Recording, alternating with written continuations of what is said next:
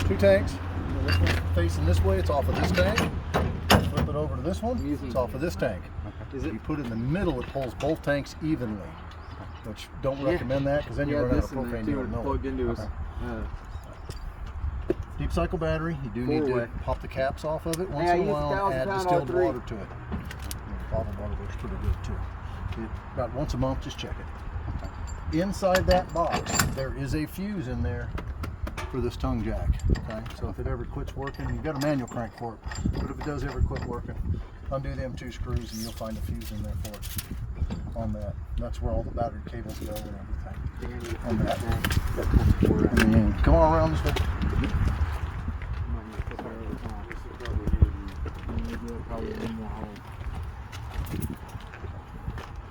This is your freshwater tank fill. So if you want to go dry camping without hose hookups, you fill this tank. To drain this tank, there's a pipe hanging down right there. There's no cap on it right now because we want it to stay empty. Okay, I have the cap in the water heater, so we'll show that too. Okay. So when you do fill this tank, fill it slow. Don't turn the hose on wide open because if it's a plastic tank, it will expand. You want it to breathe and let all the air out as it's filling. Okay. This is your city water connection. And there's a box in there called Camco. It's got a hose in it and a pressure regulator. Hook the pressure regulator up to the campground. Run your hose over to here, hook it up here. When you're throwing the water, you don't have to use a pump or anything. It's already pressurized like a house. You need to access the water pump. It's behind this panel. It's screwed to the wall here and screwed to the floor back there. You just unscrew it to get in there to the pump. It's just a guard. Most people just take it out and leave it out. I can't do it because the factory put it in.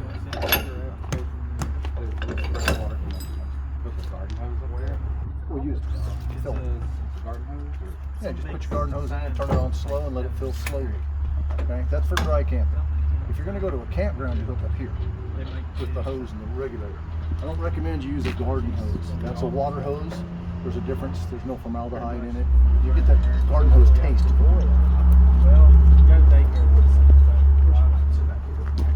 Slide out mechanism. The main thing you've got to remember about this is leaves, sticks, branches, small children off the roof. You don't want to close the slide with stuff on the roof. Some people carry a little ladder with them in the back of the truck. If you start closing, here's some crunching or anything going on, stop immediately, open it back up and sweep it off. Because this rubber seal, the one on the roof, looks just like this one. If this gets lifted up, it'll leak. You don't want that. And if it's something big like a stick, it will tear the roof. This is your plumbing connections here. So you see you have 2 gray tanks on this one. So you have your bathroom, which is your sink and shower. The gray on this side is your kitchen. What is gray versus black? Black is your toilet. Gray is sinks and showers. So soapy water, clean, dirty water. Okay? So whenever you hook up your sewer hose to here, you go into the dump station, you're going to open the black valve on the bottom and dump the sewage first. Okay?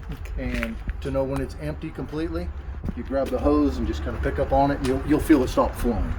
Okay? After it stops flowing, is there like a valve? Yeah, it's on the bottom. It's that handle right there. The black handle. Yeah, this probably has some antifreeze in it. So, gosh, that's glue these things and all these things. There it is.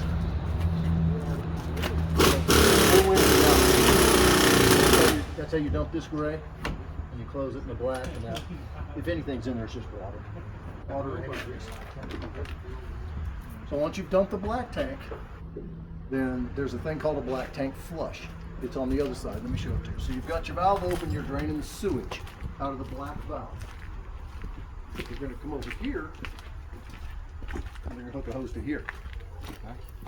This blows water into the storage tank for the toilet, the septic tank, and it flushes it out. Actually, you want to let that run 5 minutes or so. If you have a clear fitting on you can tell when the water's clear. Okay. But 5 minutes is usually a good thing. And turn off the water. Let it drain for another minute or 2, and then close your valve and disconnect your hoses. Okay. Let's go back around to that side.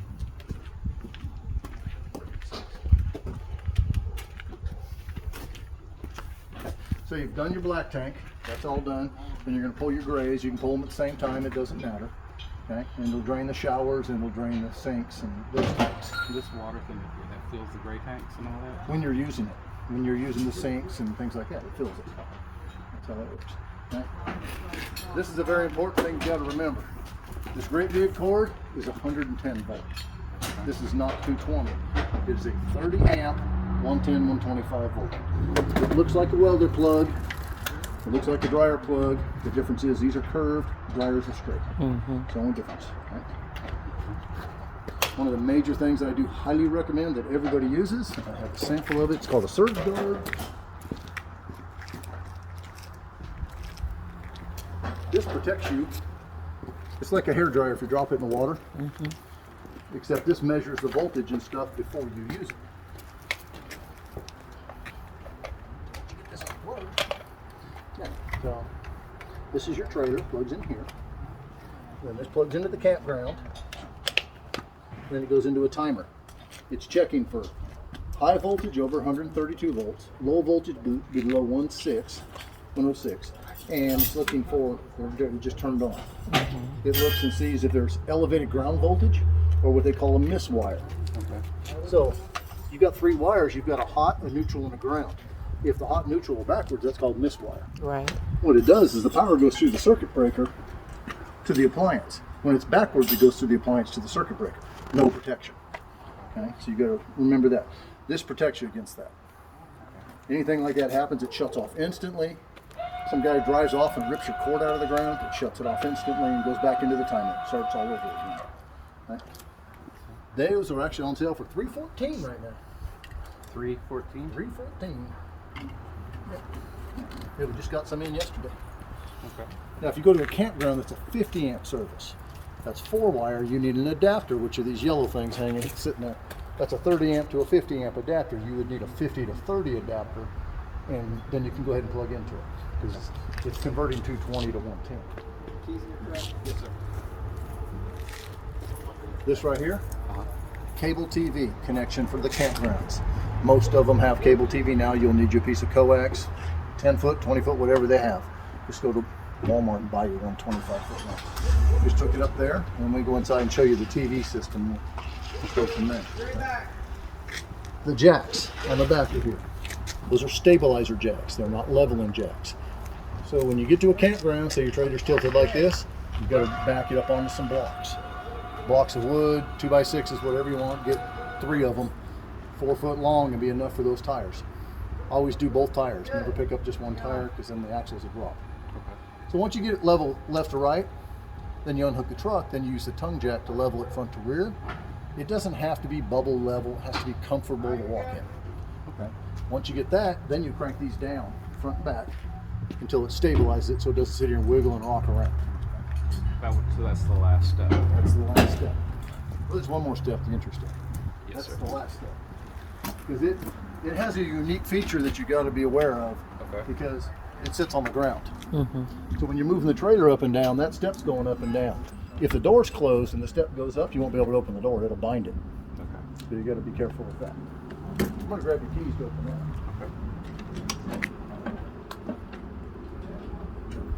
I like that the step goes to the ground. It's more solid. Get my broomstick. The silver key. Like this. Outside shower, hot and cold. Nothing like some good pink antifreeze all over you. So this has 2 ways of turning it off. It has an on and off right here on the wand, and it has on and off here. So you get this thing, you turn it on, you sit here and play it back and forth, you get your temperature, and you wash your feet off and you close this. And if you forget to turn this off, it'll mix hot and cold through the whole RV in about an hour. So always make sure these are turned off. Yes, sir. A little bit different than a house. They turn the same direction, off. Where a house is opposite. These don't do that. So don't get confused. If you do, you'll probably get sprayed in the face once or twice. You'll get used to it. If you get it fold up like that all the time, you're lucky. They never want to fold back up. This is the discharge and the intake for the gas furnace. This gets very hot. Great place to sit with a lawn chair and a nice cool night with it blowing. Okay. Just don't touch it. All right. The main thing you want to do with that is keep mud daubers and stink bugs out of it. The original fresh water drain I was telling you about. Here's the cap. Okay, it's in here.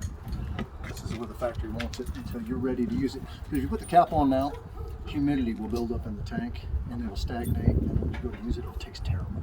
So leave it dry and empty. This is your water heater.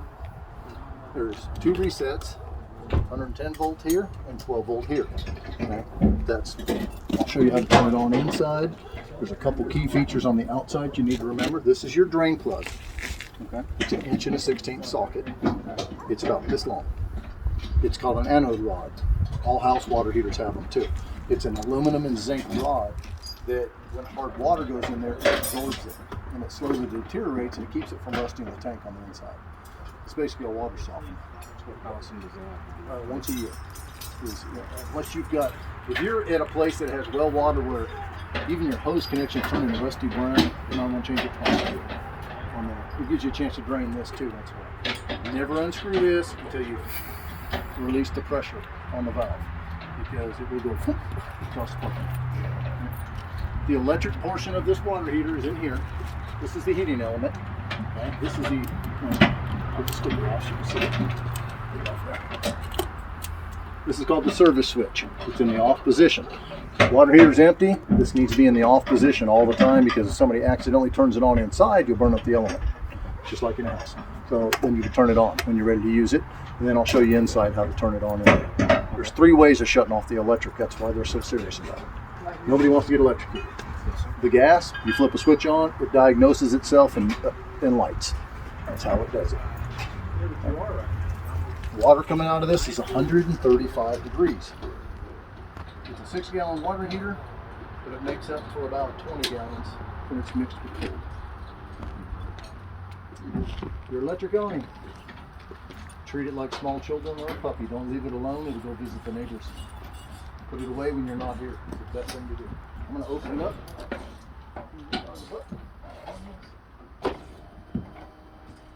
There's a light right there too.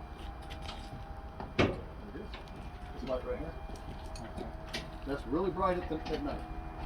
Okay. So when you're opening it, make sure nothing's in the way. You're not going to hit somebody's camper.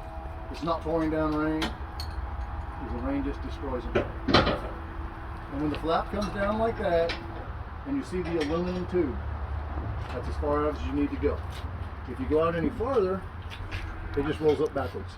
Okay? So now you're sitting here at the beach, and the sun's about right here. You can lower it down by grabbing the pull down adjustment. Just like that. You can do both sides the same way. Some people say that that's in case it rains, all the water will run off the end. Yeah, then the wind picks it up and flips it over. Oh shit. No, we don't want that. $2,000 in damage as soon as you damage that awning. Okay, so take care of it. Put it away when you're not using it. One thing you need to remember about the awning: the cloth is waterproof. The connection to the wall is not. It's a rubber seal slid into a groove, and if water builds up on that, it will find its way through the groove and run down the wall. It's normal. Okay? That comes straight from the factory. If you put silicone on it, every time the wind blows and it flops, it tears it loose anyway, so it doesn't do any good. Okay. Is there an emergency hatch on this model in case the door is blocked or anything? Yep. Yep. We'll show you that when we get inside. Okay, so you're operating this and you go home and you hit the button and it does nothing. It doesn't work. Maybe your battery melted or something happened, your power went out and damaged it. You can manually crank it. This plug right here. You take that plug out. A 7/16 socket. Cordless drill is best because it's about 100 to 1 gear ratio. And by ratchet or by hand, it will be here for an hour cranking them in. You can crank it in with that arm down. It doesn't matter. It will straighten itself out. You don't have to worry about that. It just hits the wall and straightens out. One quick question. You want these on the driver's side or passenger side? I usually put one on the front and one on the side. Driver's side. And straighten itself out. You cannot tie this down. The old school awnings that were manual, they have rigid arms. You could tie those down for a little bit of strength, but this one has struts on it and it would just bounce. It would tear itself apart. So put it away when you're not using it. Yeah. The Elusive Magic Picture Scope. That is for an outside TV. where you can actually hang the TV out here. You can grab your TV in there, unhook all the wiring, and bring it out here. And hang it right here and plug it in and plug it in. Oh, okay. Just don't leave it out here in the rain. Yeah. Or you buy another TV with another mount, you know. Okay, to put this step away, the door has to be all the way open. You just grab it. Once it's in there, make sure this locks before it's in there. Okay, then the door can close. If you don't, here's just kind of latching on its own. If it's sticking out like that, the door won't close. So you get your campsite, you've leveled everything, you're ready to put this step out. If you bring it down and it's hanging here like this, you need to push these pins out, make these legs longer or shorter, whatever you need. One's longer than the other one, it doesn't matter, as long as they're both touching the ground. If it comes down and it hits and it's staying up like this, the door won't close. This has to be almost touching this, okay? Alright, so back in the entry door. Dad. You want to unlatch this from here, pull it down, and it latches here. Nifty. If you close the door, it'll latch back to it. When you open the door, it'll come back to it. If for some reason you go to pull the door and it goes pop and the screen stays, you just need to lower this down a little bit to pull on the handle a little tighter. It holds this handle down, which holds that pin in. Okay, so if this gets stuck, then this thing gets stuck here. And this does stuff. Keep some of the bugs out. Nifty. Small dogs, Right. they will shred this screen. Get your little wire thing that covers it. This code right here, that's your key code. That is for this key right here. You get 2 keys to go with this RV with this code on it. If you lose both keys, Show me the key. and you have this code. Okay. I have blanks and I have masters to cut them. Okay, but if you don't have either, you got to buy a new lock. Fair enough. Locksmiths are too much money. They're crazy money. All right, come on in the house. Thank you.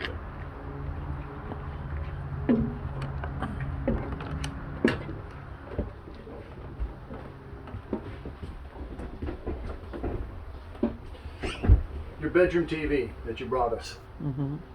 We hung it on that sidewall where it says hang the TV. You Mhm. can't see it from your bedroom. We moved it. I hope that was okay. Check out where it is.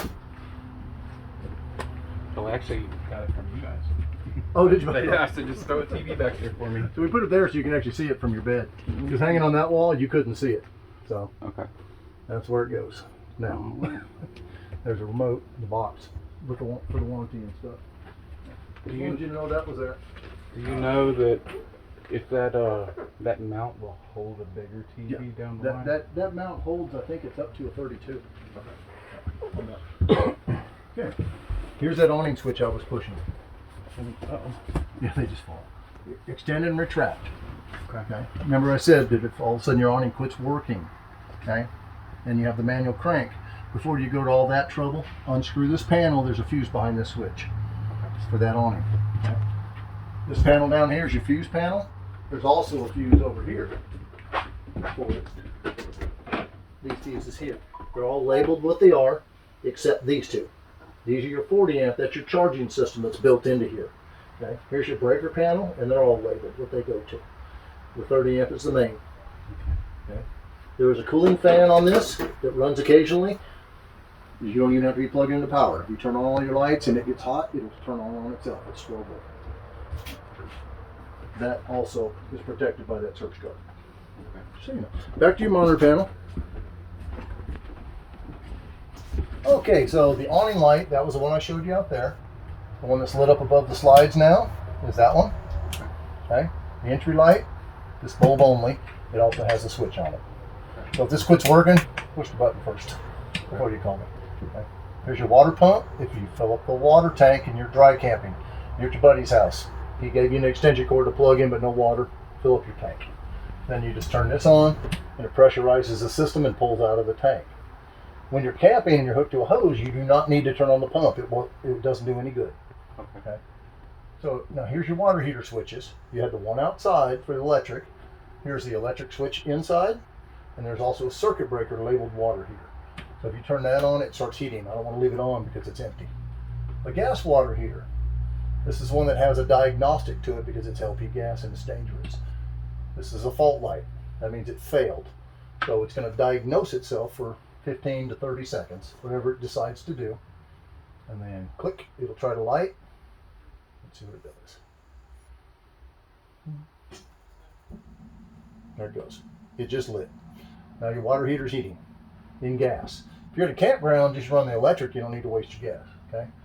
So for some reason, it turns itself off, and this fault light comes back on. You have to turn this off and back on to reset it, and it restarts the process. And usually what that's caused, you ran out of propane, you forgot to turn on your propane tank, or it's been months since you've used it and it's got air in the system. You may have to do that 20 times. Before you do that 20 times, I want you to go to the oven, the stovetop, and light it. It's manual. You're in charge of that. Okay? So that's the water heater. Here's your switches here. There's your battery telling you how full it is. Freshwater tank, black tank, which is your toilet, gray tank, which is your bathroom, galley tank, which is your kitchen.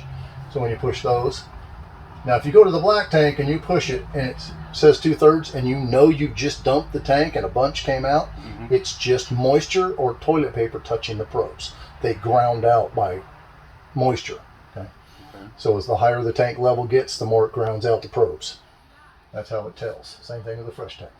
So give it an hour or two, and then come back and check it. If it still says full, get a flashlight, look down through the toilet. If you see the bottom of the tank, it's empty.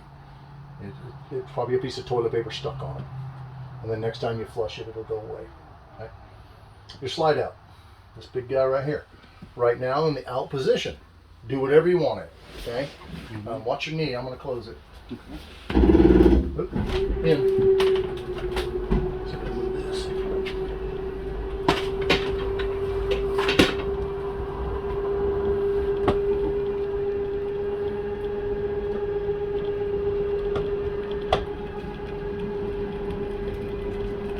And now you watch, it's going to lift up when it hits the wall. Okay? The ratcheting is the clutch saying I'm all the way in. Now, if you look at the floor, there's no support. Do not scoot through here and step on that floor. You'll break the dinette. Okay? Just open it. It's pretty simple. If there's somebody right next to you, open it up just far enough to get by. That's all you got to worry about. Okay? If you hear waterproof, bug proof, yes and no. It really is. Heavy rains, a little bit of water can get in, but this is sloped down here at the bottom for it to catch it and run outside. So there's a drip edge at the bottom, but really treacherous sideways rain, you will get a little bit through it when you're camping. Just don't worry about it. The linoleum's waterproof. Just mop it up with a towel if you have to. So when it goes all the way out, you've got a D-seal. This little cup seal, here's the D-seal. That smashes and kind of helps seal it too from the bugs and the wind and the dirt and everything else. Okay? It's going to make that same ratcheting sound. Okay? Hey, you hear that? I'm standing on the motor. The motor's way over here. It's a giant screw shaft that goes all the way out to the outside of that. So if you ever have a problem where nothing, it's doing nothing. You've checked the fuses, nothing's blown. You know you have battery power. Underneath the floor right here, you go from underneath, there's a patch that's screwed to it of black plastic. You unscrew that, you take a pocket knife and cut it out, the motor's hanging there. You just put a wrench on it. You can manually crank this thing in. Most people call the service tech when that happens. Yeah, but if you're at Myrtle Beach, good luck getting one in the middle of the summertime. They're always busy on that. But that's worst case on that. Okay. So remember, when it ratchets, you let go of it when you're coming in. The other thing, before you close it, well, you can open it a little bit to get by it. Come over here and make sure these cabinets are closed.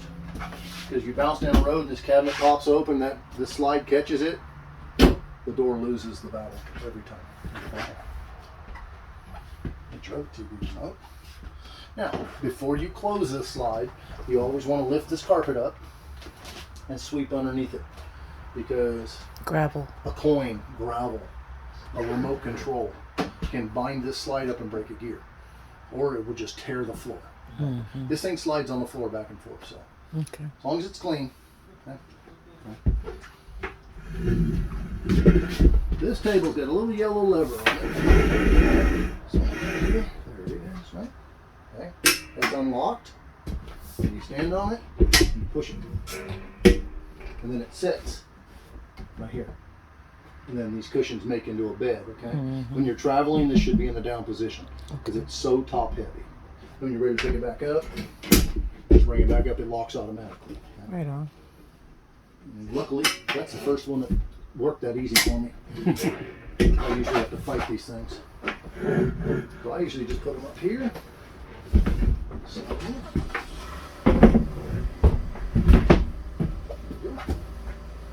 That's what it looks like in bed mode. Okay. That'll work. Actually, I think I get, yeah, you gotta turn it around. It's round on the end. Some of them are square, some of them aren't. Okay. So all your lights have on-off buttons on them, except for that one has a button and a switch. Okay. Does Now the you got- battery recharge itself? Yep. Yeah, that's the charging system. Okay. Yeah, that's what those two 40-amp fuses for. So when you're plugged in, it's just a big circle. Okay. You need the battery because if you turn on all the 12 volt at once, you don't want to overheat the charging system. It pulls off the battery and recharges when it's doing that. The motor for the slide runs off of it.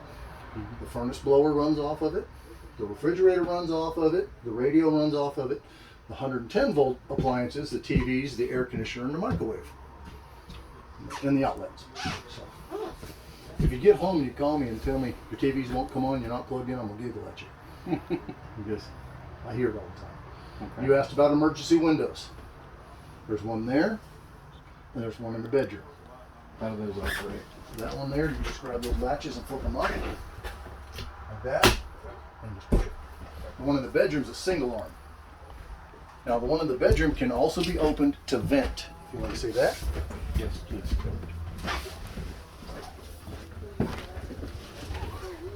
This one here, it just locks like that. Just don't forget to put it away. Make sure it's latched. Yes, sir. Otherwise they blow away. And then you gotta call me from the window. There is storage under the bed. Under there. There's a light under there. There's power ports on each side of the bed. For that. And then you have these lights up here. Unfortunately, there's no wall switch in this bedroom. They didn't give you one. Is there a blocker of sunlight for that? We actually make a pad for it in the store. It's a foam pad, looks like sheepskin, just stuck in the middle. Yeah, it does. And you get a lot of heat out of that thing too. Pocket door, needs to be strapped all the time when you're not using it. And then just go from there. Just strap it. Yeah. Little pocket door strap. Make sure that's in the travel mode. To make this into a bed, just move your two little arm cushions. It's easy to fold into a bed, it's harder to fold back. And you grab it right here, pick up on it, and it lays down. You want to put it back, you can't put it back without grabbing the top and pulling it. Okay? There is storage under there too. You want to put a whole bunch of storage. It's just like Oh, this one opens. it's just like grandma's bed. Yeah, look, they actually have doors on them now. Huh.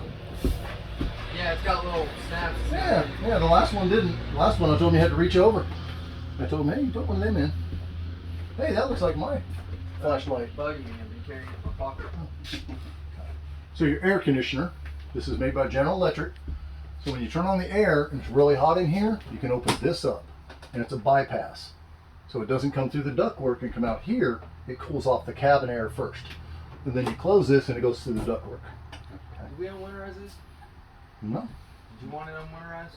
Oh yeah, I want it ready to go. Okay. And we'll do that. So your water heater.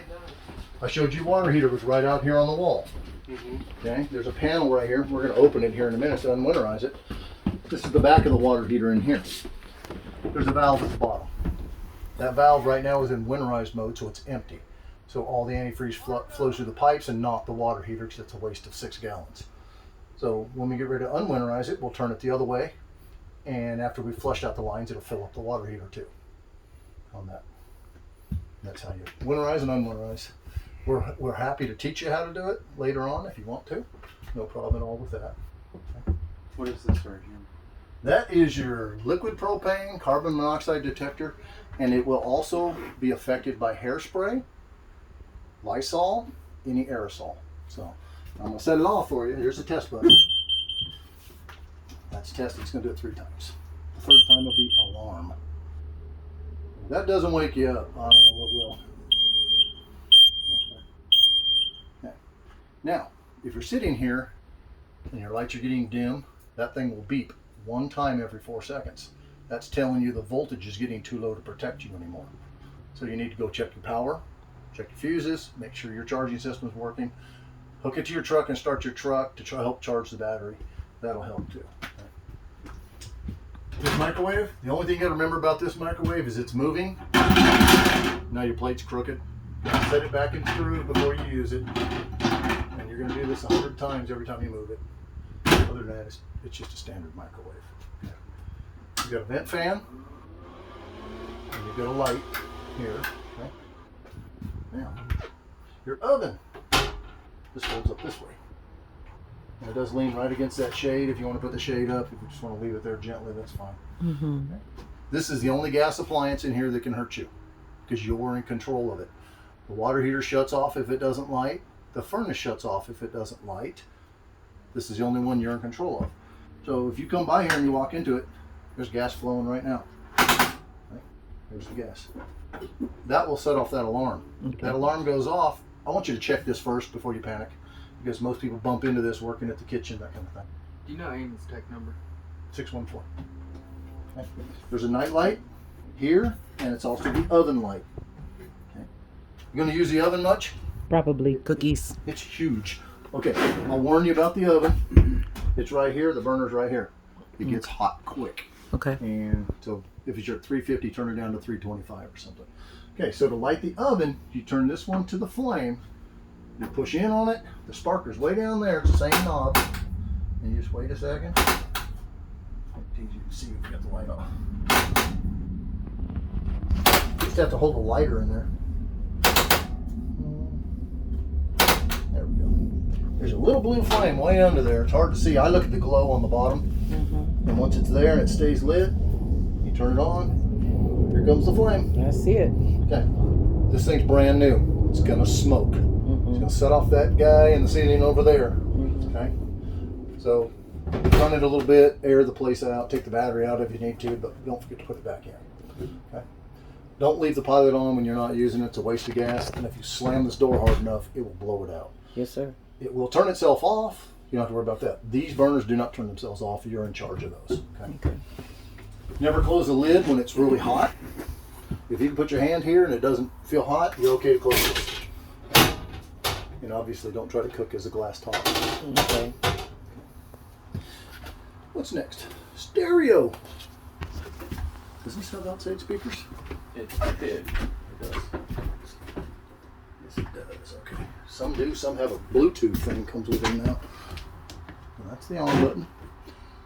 So speakers. Oh, I'm gonna have to go get somebody to show me this one. Zone. Nope. Zone A. Okay. Zone A is inside. Zone B is outside. It's playing right now. Okay. And other than that, just there's a book for it. It is Bluetooth. It is Bluetooth. Yes, it is. And you can hold it down and it'll turn off. Okay. Excellent. TV set. There's a little tiny light right here. That's the antenna. Okay, that's on. If you're going to use park cable, it has to be off. Okay. Okay, so when you turn it on, then you'll turn on your TV. We may be too close to the building to get any signal. But this thing does, this one will do a DVD or a TV. So push TV first, then push the power. I do recommend a towel over this screen for this thing right here because it might scratch it. Okay. Okay. So then to find the channels, you'll go to mode or menu and you'll scroll over to channel. See it says air. Where's it? Down there. You've got air. You can switch it to cable for park cable or leave it on air. Go down to auto scan and then hit start scan. And it'll start doing its thing. I doubt it'll find anything next to this building. So.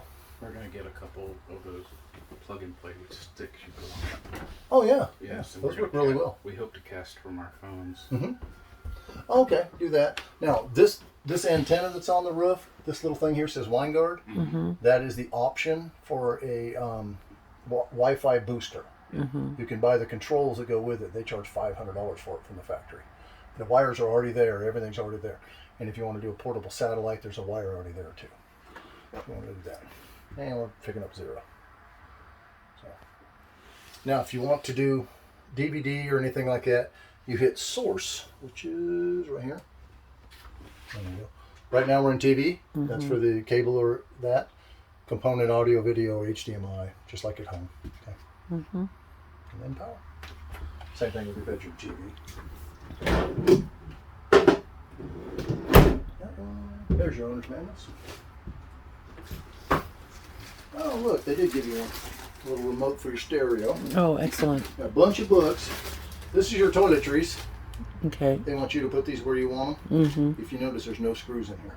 You have to get some screws. Just remember, these are not 3.5-inch house walls. They're 1.5 to 2 inches thick. So how do I know where the sweet Short spot screws. is? Yeah, that's. Some people get those little toilet paper stands because they'll sit in the toilet and you'll try to figure out where to put the toilet paper on. I'm not going to be able to thump it with my finger and find a 2x4. So how do you know where to put the screws in at? That's the fun part. Get a freestanding one. We have one. We have a freestanding one downstairs. These things are built pretty random, but there is a seam. There's a stud there.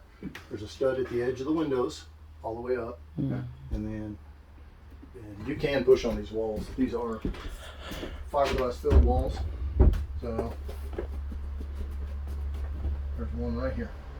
Okay. See, you can actually see the staples. And these are wood, not It's metal? only a 2x2. Okay. Somebody said, I told him it's a 2x4 the other day. I said, this thing would weigh 10,000 pounds Yeah. if it was that. Yeah, and it's just a 2x2. So just remember, if you hang anything or anything, don't use too long of screws or nothing really heavy on that sort of thing. But toilet paper holders and things are fine. Magazine racks, things like that. Whatever you want to do. There's a lot of owner's manuals in here. Those are your keys. That's your registration. And this is a piece of paper that has some serial numbers on it. The only one it doesn't have a serial number of is the air conditioner, because they want you to go on this website and handle warranty. Ignore that. Keystone does your warranty for the first year. I do it through Keystone, or you can do it through GE with anybody else the second year. It's a 2-year warranty on the air conditioner. Okay. There's another paper in here. This says transport. Okay. This is supposed to be in our books. You don't need that. So put that there. And then this goes here. It just tells us it was brought here by Synergy RV Transport, and they charge us about $1,400 to get it here. This guy goes in here. There is an owner's manual from Keystone in here. This one. This thing has lots and lots of warnings telling you things like that. One thing they're going to tell you is that sealants are the owner's responsibility. And so if you see any kind of leaks, say water's dripping out your window right here or something like that, let me know.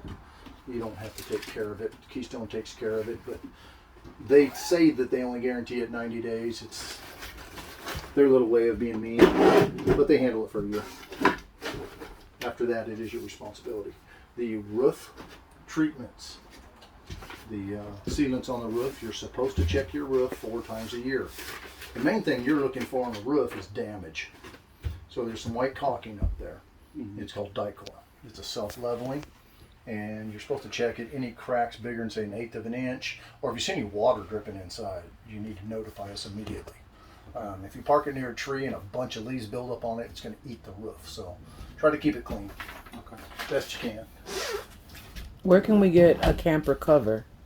We can order you one, but I don't want you to put it on for a minimum of a month, because the sealants are not cured yet. Okay. And it will stick to it and you won't be able to get it off Okay. on that. So you've shown me a lot of things, and I know there's still a little more to show me. But what's like the quick startup guide? When I got this thing parked in my driveway and I want to go hang on in it for a while to get away from... Plug in your power cord, Okay. open up your slide, come on in. If it's crooked and you want the slide open, the trailer has to be almost level. So I don't have to go like the furnace or anything? Not unless you want the furnace on. I mean, if you're cold or you want the air conditioner on, you have to have at least 30 amps Right. power. And if you call an electrician to put in a 30 amp service, make sure they understand it's 110 volt. 90% of electricians hear 30 amp, they're thinking 220. And you don't want 220 plugged into this thing, it'll cook it. Okay. That's where the surge guard protects you again from that, from the miswired dummies. Where's your thermostat at in here? Right there. There it is. Okay, this is your thermostat to operate your air conditioner and your furnace. Okay? There's a mode button right here. So right now it's on fan. It's going to come on the set. Okay, that's low speed. And I can hit the fan button again, turn it to high, it will hesitate, and then turn to high. Okay. I hit the mode button again, it goes to cool. And the compressor will kick on. There's the compressor. Now it's going to start cooling. Okay. I push it again, it goes to heat. Heat is on. That AC will turn off in a second all the time. Now the furnace will come on. That furnace is going to do just like the water heater, 30-second diagnostic. And then it's sensing the airflow, making sure there's nothing wrong with it. Then it'll attempt to light. It's protecting you at least. Give this a second. There you go. Click, poof. It just lit. If it fails to light, it will turn itself off in 3 minutes. You have to come over here, hit the mode button to off, which is the next button, and then go back around to the little flame signal again, which is the furnace. And it'll reset itself. It'll do 3 more attempts, just like the water heater. It's protecting you from having any kind of gas explosion. This is brand new. It's going to set off your smoke alarm. Don't panic. It's going to smell kind of funky a little bit, and then it'll go away.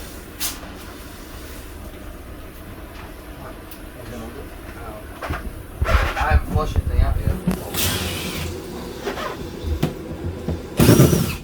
Learning a lot so far. It's a lot of stuff, but just use it and you'll be alright. Yeah, you'll get used to it. We're recording it.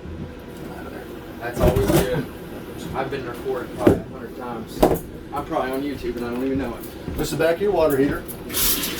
Right now it's in winterizing mode. See how it comes up and around to this valve.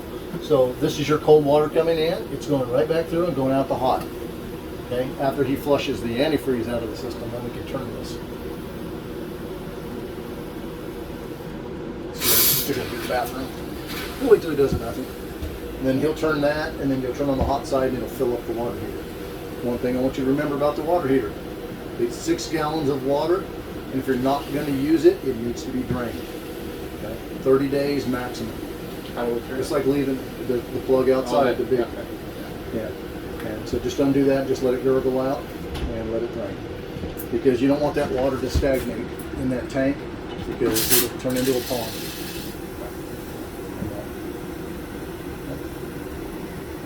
So as I was saying about the furnace, once it starts to light and it starts to heat, it's going to run. There it goes. It's going to run for 3 minutes to shut itself off again. It's a whole diagnostic thing it does. This is the intake for it. Unlike an air conditioner, it has no filter. You cannot put a filter on it, you'll overheat the furnace. Okay. But if you take out the 4 screws, you can pull that panel out, and you can vacuum in there once in a while. Twice a year is usually sufficient, unless you have a really hairy dog, because it sucks all the hair right in there. I actually don't want the dog in here. Mine, they would live in here with us. Okay, so this one here, you pull down on this. And it comes out. These are a little tight. That's your filter. Just wash it with soap and water, wring it out, put it back in. Make sure the unit's off, otherwise it tries to suck it up in there. Now, as far as this being an air conditioner, if you have any issues with it, there's a white sticker up there that has a model and serial number on it. Okay. It's also in that paper I showed you. Okay. If you call me up, tell me you have a 21 Keystone Springdale, I'm not going to know what you have. Okay. I need to know model and serial numbers of the air conditioners and that kind of thing, because they make Dometic, Furrion, Coleman, General Electric, Atwood. They make several different kinds, and they all have different troubleshooting guides. I like this cause it's the same way I got in my house. Okay, he turned the valves. Now he's bleeding all the air out of the water heater. I don't recommend you drink the water right away. These are brand new pipes, and it's a non-toxic antifreeze that's in here, but it does not taste good. Come into the bathroom, we'll show you how to use that section. Oh yeah, your kitchen outlet, which is under the cabinet there, the outside outlet I showed you for the TV, is all controlled by this GFI. Okay, see the little green light? So if you lose power, that's the reset button right there on it. Okay. Now, in here, you actually have a light switch. Okay. And you have a light switch. Okay. Now your light switch doesn't work.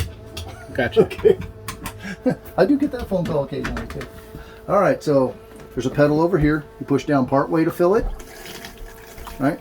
All the way down to dump it. How full does the That's- basin go? What's that? The basin, when you're putting some water in it, how full? Is there a fill line? No, you just fill it till you're ready to do the business, you know. Okay. These are not the greatest toilets to use, but you know, somewhere around in there. And then once you do the business and the toilet paper, in it goes. Okay, RV toilet paper only. Clean it with Dawn dishwashing soap, something soft. Okay. It's a shower. There's a hot and cold valve on the thing. I was trying to figure out what that brown square was. If That that's is the access to the drain pipes for the tub. okay. So remember the whole black tank flush thing I showed you? The Yeah. valve out here? Yes. Okay, when you hook up to that, I need you to do one more step. Just open this cabinet and make sure there's no water leaking. The hose is right out here on the wall. Okay. There's an air gap check valve under the sink. It's a factory safety thing to keep. If you accidentally forget about it and it overfills the tank and sewage comes back towards the city water, it will spray out everywhere. Okay? That's why you don't want to leave it alone. And if it starts to leak a little bit, I've replaced a few of them. Okay, I can't take it out. It has to be there. It's a state law. So just open this and look whenever you're using the flush. So if you see any leaks, I'm not trying to scare anybody, but just be careful. Where's that valve at that I It's have a to? little black valve. It's actually right here. It's up in this upper corner. It has to be above the sinks. Okay. But so when you hook up a hose to that and you turn it on, you're flushing the toilet tank out. Just come in here and look. No water spraying. You're good to go. Okay. They've had those about 4 years. In 4 years, which is not pretty good odds. I turned the switch on for the water heater out here. Okay. So the switch is on for the water heater out here, so you just have the electric switch on the panel now to turn on the electric water heater. And I'll Because it have is to full. go turn that on and off It's manually. it's already, yeah, that switch is already on. Just leave it on. That's only when it's empty and it's been winterized. You should turn that off. Okay. All right. 12-volt refrigerator. That's your travel latch. That's open. This bad boy has the buttons. Okay, right now this is running off the battery through the charging system. It uses R134A. They call it cyclopentane. It's the Freon. It does have a compressor. This is not an LP gas refrigerator like most of them had. They're doing away with those. They're coming up with these guys now. Here's your temperatures. Okay. Now, if you want to turn it off, it says right here, hold for 15 seconds. So basically, I just stand here until the light shuts off with my finger on it. And it really does take 10, 15 seconds. How long does it take to normally cool down? 6 hours. Not too bad. It's actually been on about an hour. It's already cold up here. Okay. There's a temperature adjustment for the freezer up here. You know, colder, and that's just the fan control. Yeah. There is no drain in here. So if you shut this thing off and it defrosts, it's going to get wet. You need to mop it out and dry it out really good. Clorox wipes works really good to keep it from turning to moldy mess. Okay? You're not going to use it today, are you? No. I'm going to leave it off then. If you forget and leave it on, what's going to Are happen? we going to use it today? I know we're going to be setting it up when we get home. Go ahead and turn it back on. Okay. I mean, you're not going to fill it up and everything. No, just remind me to turn it off tonight. It's going to sit in a blanket. My mind is just like yours. I can't remember nothing neither. Come on, turn on. This thing's going to be the finicky one on me again. There it goes. Sometimes you got to hold it, sometimes it turns right on. It depends on how fast you turn it off.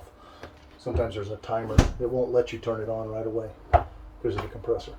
Okay? If you forget and this thing's running and you're not plugged in, it's going to kill the battery. It's a deep cycle battery. All you got to do is plug it in and let it charge back up. It'll be okay. So, how much is what? Oh, I was going to say how much time is on that battery for like the LED lights in here. This guy's going to draw more power than anything. Probably 8 hours. But you have a charge line on your truck. That truck will charge the battery, but this trailer will decharge your battery. So when you're camping, unplug the truck. Even if you're just going to be there for a couple hours.